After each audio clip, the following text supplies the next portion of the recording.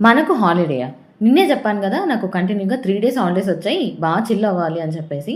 ఇవాళ నా డే మొత్తం షూట్ చేశాను. ఎలా ఉందో అసలు మీరే చూడండి. సో, మార్నింగ్ ఒక 1 అవర్ కుక్కపిల్లలతో స్పెండ్ చేసి, ప్రశాంతంగా స్నానం చేసొచ్చి, టిఫిన్ తిన్నానో లేదో, మా అమ్మ డీమార్ట్‌కెళ్ళి పని పెట్టిందనమాట. సో, ఇవాళ ఉగాది గదా! సేమియాల పాయసం చేద్దాము. కొన్ని సరుకులు కావాలని చెప్పేసి పిలుచుకెళ్ళింది. అమ్మలు తెలిసిందే గదా! ఒకటి కొనడానికెళ్తే 4 కొని గంట టైం వేస్ట్ చేస్తారు.